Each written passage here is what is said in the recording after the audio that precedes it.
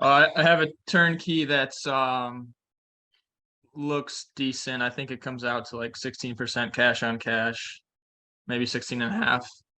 I'm just looking for some information from the current owner on who pays utilities Mhm. because I there's some weird thing going on where there's a duplex on ground level and another unit upstairs. Or sorry, two units ground level and then one upstairs. It's a triplex.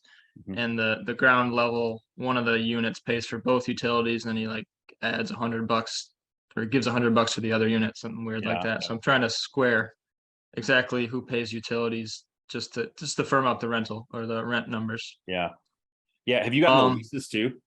Or are they on a formal lease at all? oh, I have not. I haven't asked that question yet. That's a good Yeah, I'd question. get the leases because you want to see what the terms in those leases are. And so anytime you're inheriting a tenant, you want to understand what the lease terms are because it's very different. Let's say they're rented under market, and let's say market rate per unit is $800 and they're rented at 650. That's not bad, but if they literally just re-signed their lease and it's not up for 12 months, that's different than if it's up in 2 months, right? Right. So it gives you a little bit more flexibility. The other thing is, particularly when you're inheriting tenants in a multifamily property that shares units, or maybe they do an all bills paid and you want to transition to a different type of structure where maybe you just say, hey, whatever the utilities are, we split them 3 ways. That's just what we're doing, or whatever you want to do there.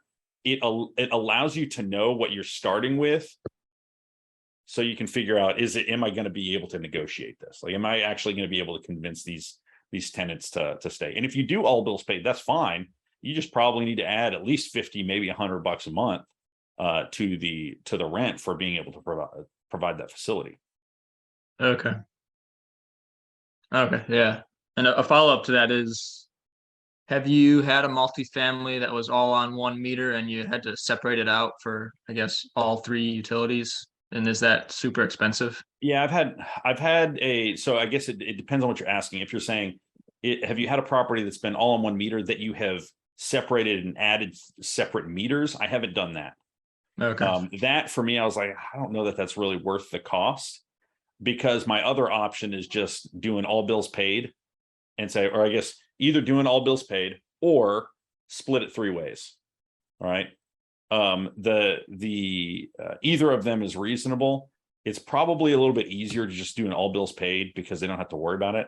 The only thing about that is it doesn't incentivize the right actions, right? If you take a 45-minute shower every single morning at the end of the month and you water your lawn every day for 20 minutes, right?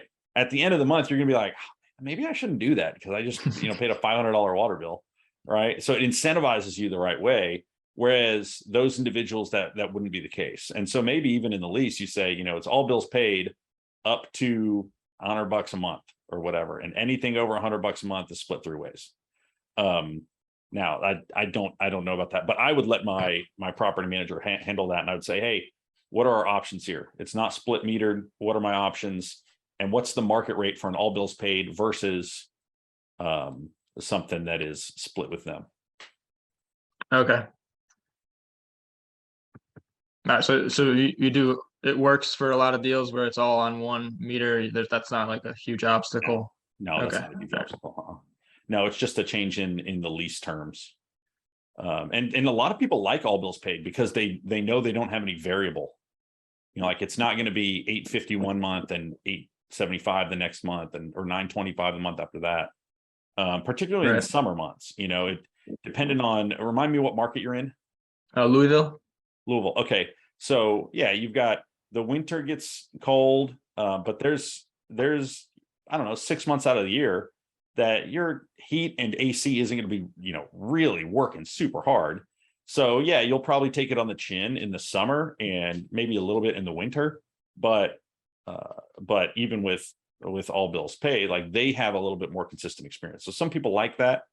Mhm. I would ask that. I would put that on my property manager. The important part about this is knowing those numbers is important because right now you're calculating your cash on cash at 16.5%. But your costs could actually be higher. They could also be lower, which would be fine. you're happy to be, surprised that way, but they could be higher in that you end up paying all of the utilities. So this number, that the 16 and a half, is this including utilities or not? No, it was assuming tenants pay. Okay.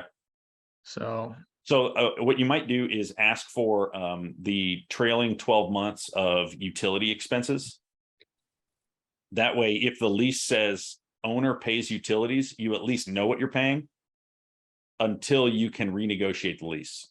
And if they're paying, $850 a unit, and you want to renew, and you say, hey, I'm gonna renew you at $850 a unit, but you pay a third of all utilities, or I'll renew you at $950 a unit, all bills paid. You don't have to worry about anything. You got two options. What do you want? And if they say, well, I don't want either of those, great, you release it, and you do it the way that you want. that makes sense. Yeah, I'll request that stuff. Awesome. Cool, man. And Um, honestly, if the property looks good, you can put an offer in, get under contract, and then if they accept your offer, then during the due diligence period, you can get all the leases and all that stuff. That protects you from putting too much brain space on it before you actually get under contract. But you just have to have enough confidence to pay the option fee. All right. And if your option fee, my markets is $50, maybe it's $100 for you.